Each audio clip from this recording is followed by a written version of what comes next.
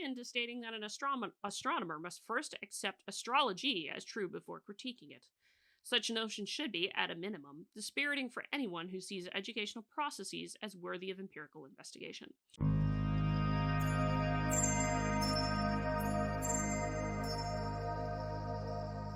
Alrighty, who remembers this article?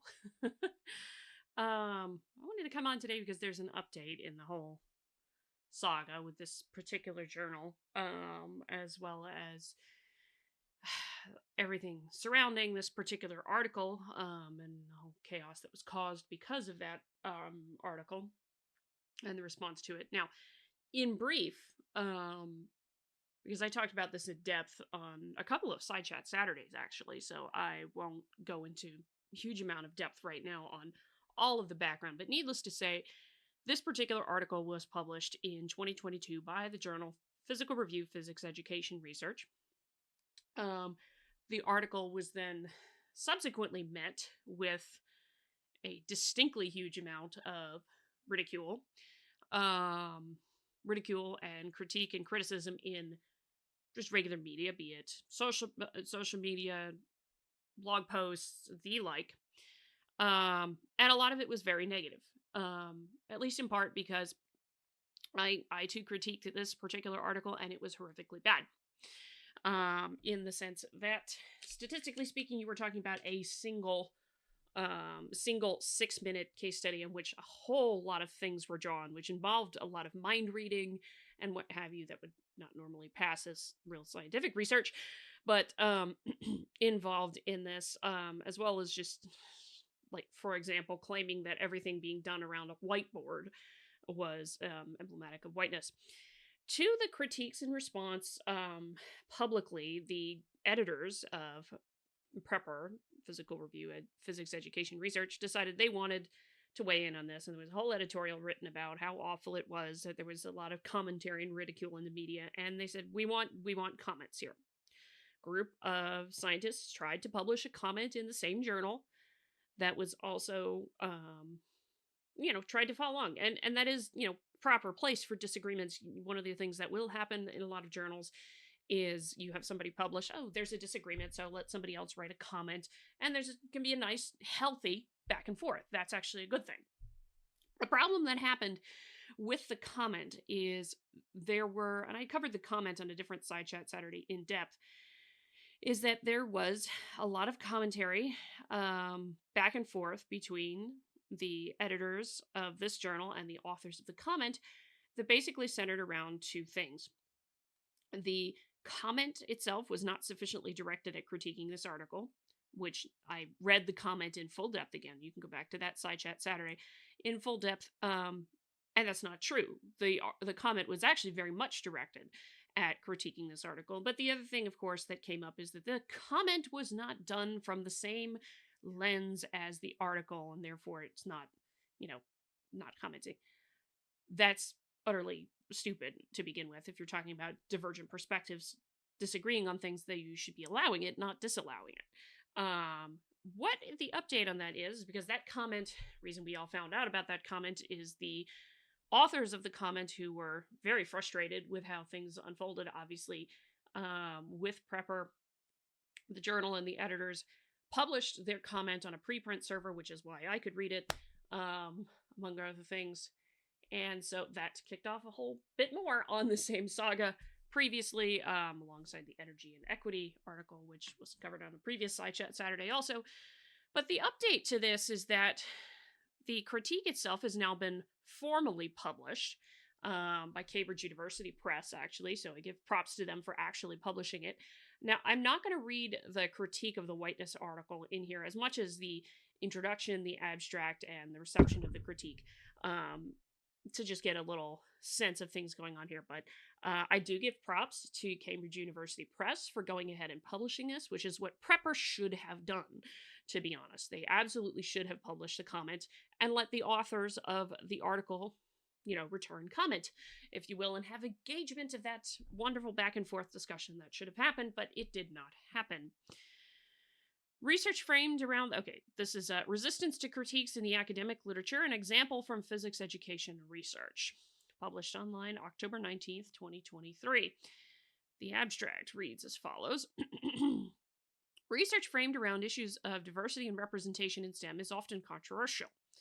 The question of what constitute a valid critique of such research or the appropriate manner of airing such a critique thus has a heavy ideological and political subtext. Here we outline an attempt to comment on a paper recently published in the research journal Physical Review, Physics Education Research, or PREPR. The article in question claimed to find evidence of whiteness in introductory physics from analysis of a 6-minute video. We argue that even if one accepts the rather tenuous proposition that whiteness is sufficiently well defined to observe, the study lacks the proper controls, checks, and methodology to allow for confirmation or disconfirmation of the author's interpretation of the data. The authors of the whiteness study, however, make the stunning claim that their study cannot be judged by standards common in science. This is where the thing is you're coming at it from a postmodernist lens. Well, you can't critique it if you're coming at it from anything other. We summarize our written critique and its fate, along with a brief description of its genesis, as a response to an article in which senior officers of the American Physical Society, which publishes PREPR, explained that the appropriate venue for addressing issues with the paper at hand is via the normal editorial process. So, let's get into this a little bit more. Productive critique and debate are essential elements of most truth-seeking enterprises. While political and ideological biases pose risks for any area of scientific debate, those risks are heightened in areas such as science education research, where values-laden controversies from the wider society intertwine with more practical, empirical questions about educational methods and measured performance. Open, transparent debate is thus of special significance when the question facing scientists is not, quote, what could these data tell us about the natural world, but rather, what are the obstacles to teaching people how to interpret data about the natural world? Two different things. In recent years, education journals in physics and chemistry have published a number of articles that approach educational issues from a very explicitly values-laden, justice-oriented perspective, e.g. on matters of race, colonialism, and disability. There is a commendable aspect to scholars making their ideological commitments explicit, if it helps the scholarly community calibrate for potential biases. Indeed, candid disclosure of biases and perspectives can be a first step towards adversarial collaborations. Between researchers with opposing beliefs or goals, an increasingly recognized practice in social science. Wait a second, I'm reading that. Indeed, candid disclosure of biases and perspectives can be a first step towards adversarial collaborations between researchers with opposing beliefs or goals, an increasingly recognized practice in social science.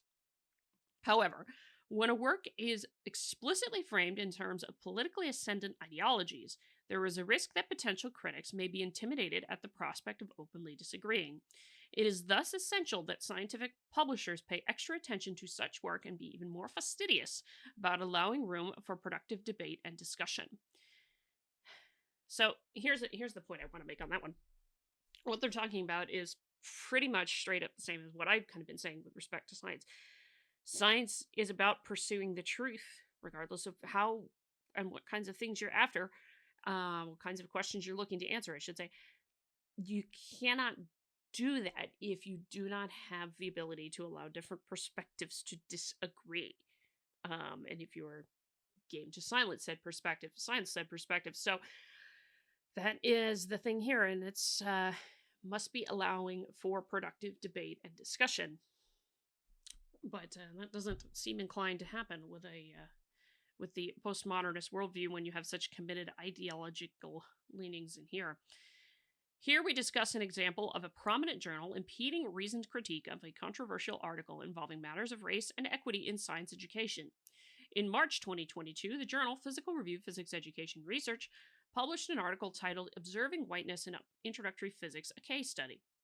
Robertson and Hairston claimed that their case study of 3 students solving a problem with some guidance from an instructor indicated the presence of whiteness in the physics classroom. While there were several elements to the concept of whiteness as used by Robertson and Hairston, the aspect most specifically relevant to the classroom interactions that they analyzed was that whiteness requires a center. Robertson and Hairston saw the concept of a center manifesting every time the instructor attempted to focus the students' efforts on a specific diagram. They offered no means by which one could falsify their broader conclusions about the physics community, which makes the research of Robertson and Harrison fundamentally anti-scientific. You must have falsification. You must have some way to falsify said conclusions. The paper elicited controversy, unsurprisingly, leading the editors in both Prepper and APS News, an official newsletter of the American Physical Society,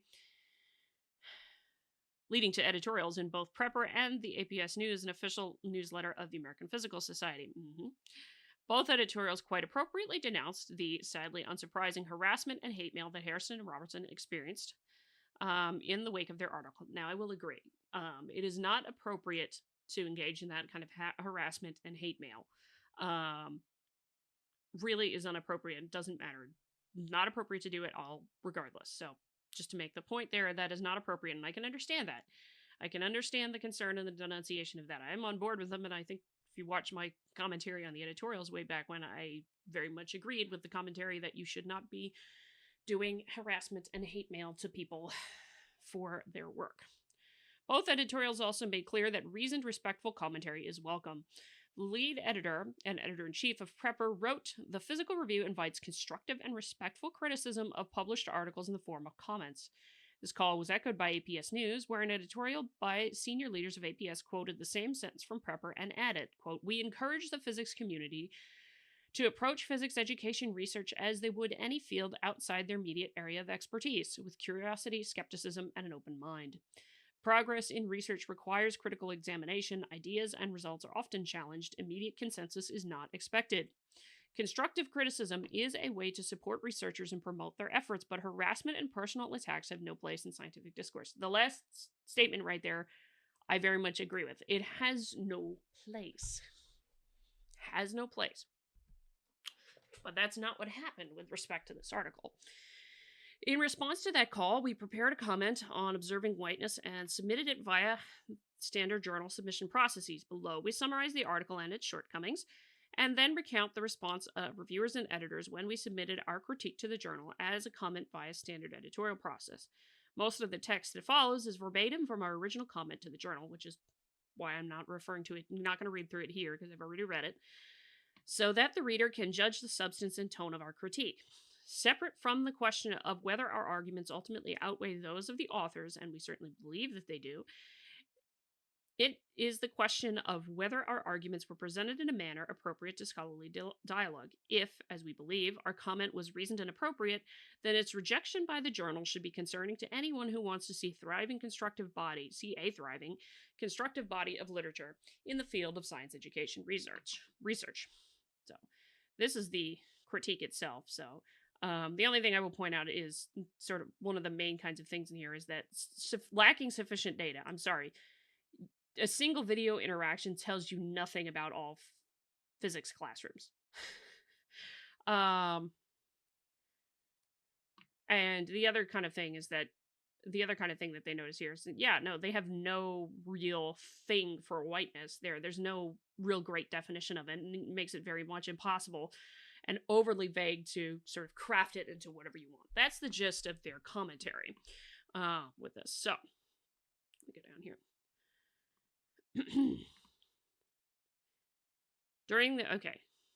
Observing Whiteness in Introductory Physics, that article was published in March of 2022. During the following month, accounts of the Prepper paper appeared in the popular press and in social media, generating controversy. This is what I was referring to. In response, in April 2022, Prepper editors published editorial Research on Advancing Equity is Critical for Physics, in which the editors wrote, "The Physical Review invites constructive and respectful criticism of the published article in the form of comments." Shortly afterward, May 2022, APS News published the article Productive Scientific Discourse Demands Respect. We contacted the backpage authors, challenging their implication that disrespectful communications are originating from APS members, and expressing doubt that a comment can, as suggested by the Prepper editorial and APS News article, be used as a venue for discussion of the paper. In June 2022, then APS President Hellman responded and encouraged us to write and submit a comment based on a scientific response, presumably framed in a constructive and respectful way, addressing the topics she found problematic in the Prepper article. We complied and submitted our comment to Prepper. Now, notice that they're saying here is scientific response, based on a scientific response. Robertson and Hairston declined to respond to our comment, and after the Prepper editor received 2 referee reports, in September 2022, he rejected our comment on the grounds that it was, quote, framed from the perspective of a research paradigm that is different from the one of the research being critiqued. You invited a scientific response to an article, and you're surprised when the paradigm of research... Goodness. We contacted Hellman et al. A second time, stating that although the Prepper editorial and the backpage article in the APS president indicated that the appropriate venue for discussion is a comment, Prepper was not making the venue available. The APS president recommended we appeal a rejection of our comment, so we submitted a formal appeal in October 2022. In January 2023, the Prepper editor rejected our appeal on the grounds that one referee and an editorial board member upheld the original rejection that our comment was not written from the same paradigm used by Robertson and Hairston in the work. In other words, it was not written from the same postmodern perspective, which underlies critical race theory and critical whiteness studies and all the other stuff that's mentioned in the start of the original Observing Whiteness article. They wrote about it from a rational Enlightenment scientific-based perspective, and, well, wasn't the same paradigm.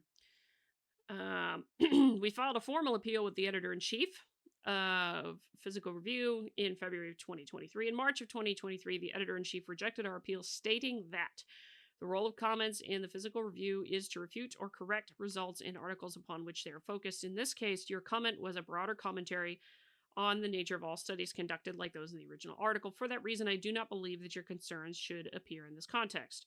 After reading this report, we made our comment publicly available to clarify to the community that Physical Review policy contradicts the assertions in the Prepper editorial and the APS article that the comment is the appropriate venue for a discussion of the paper.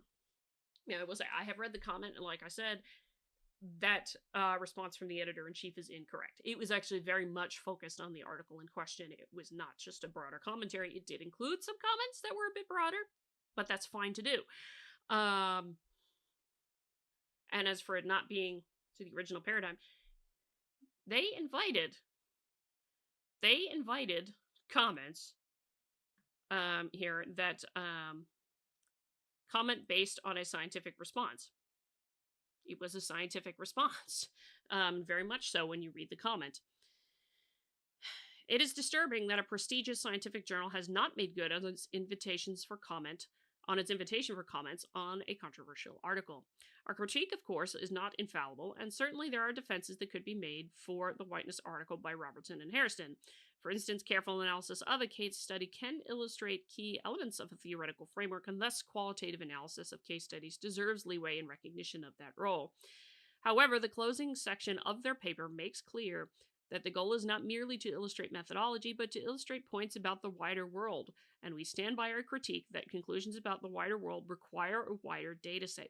Yes, one case study does not a result make. Reasonable researchers might, of course, disagree, and those disagreements should be aired through open, respectful debate. Otherwise, it is difficult for scholarly communities to pursue their truth-seeking task. It would be tempting to ascribe the rejection of our comment to specific defects in our reasoning or writing. However, there is a pattern of resistance at the journal in question. A search of the Physical Review archives indicates that since its inception in 2005, Prepper has only published one comment article, despite publishing over 1,000 articles in total. During the same period, Physical Review Letters, widely considered the most prestigious and selective journal published by APS, the American Physical Society, published 792 comments on 58,000 articles. I have to run some math. Hold on. I'm going to run some math on that real quick.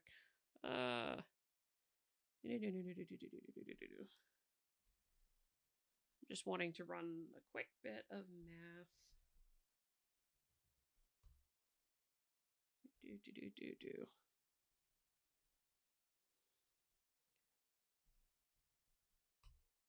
Okay. Yeah, I just wanted to run some quick math on that. So the Prepper article has a comment rate on its articles of well less than 1/10 of 1%. The other one here has a comment rate of about 1 to 2%. actually. So, which again, as they say here, PRL is 10 times more open to critique as prepper. There is no reason to believe that the paucity of comments is due to fewer errors in prepper articles. It is similarly unlikely that physicists are so uniform in their viewpoints on education that essentially everyone in the community agrees with the perspectives offered in the pages of prepper, and are hence unable to formulate dissenting thoughts. Rather, it seems that this journal, notionally approving of diversity, is inhospitable to diversity of opinion, and that dissent that inevitably follows. Although Robertson and Hairston presented their critical race theory framework as if it falls within a scientific approach, they also rejected the possibility of a good faith critique of their work. When their study was nonetheless challenged within a scientific framework, the editors and reviewers apparently adopted the stance of Robertson and Hairston, arguing that such challenges should not be allowed because it is necessary first to accept the author's framework prior to offering a critique. This is akin to stating that an astronomer must first accept astrology as true before critiquing it. Such notion should be, at a minimum, dispiriting for anyone who sees educational processes as worthy of empirical investigation. Now, here's what I want to say to that. If you read Cynical Theories, Helen Pluckrose and James Lindsay actually lay this out very well, in that most of the critical theories, just generally based in postmodernist thought, do not take dissent very well, and oftentimes basically don't view it as immoral to dissent. Let's put it that way, and hence the reason why they don't allow it here. And there's also a lot of commentary from the literature highlighted in Cynical Theories that basically points out that the only appropriate way to dissent is if you are coming at it from the same perspective, which is not correct when you're talking about a scientific journal. I don't know necessarily that they rejected the possibility of a good faith critique as much as they just didn't want to answer. With respect to the comment, there is no obligation for somebody to answer a comment when a comment is made about their own article. They can, usually as good practice to do so, but I don't know that that's necessarily the case. I think that's a little bit of speculation on the part of the authors of this piece, but that being aside, it's concerning when a journal doesn't publish comments from diversity perspectives when the comment comes from a completely different perspective. So I tend to agree with the commentary. Now, I will point out, I haven't seen, just to be fair, I have not seen any commentary from Prepper since this came out. We'll have to wait and see on that front. But yeah, generally speaking, the critical theories and in their own literature, and particularly CRT, they're not friendly to dissenting viewpoints generally, particularly when they come from a different perspective. And that's not healthy for science to embrace that kind of thinking, that dissent is not allowed. Anyway, let me know what you think. Hit the like button on the way out the door, comment on the video, share the video, subscribe to the channel, all that lovely good jazz. Until next time, I'm Adrian. May you stay curious.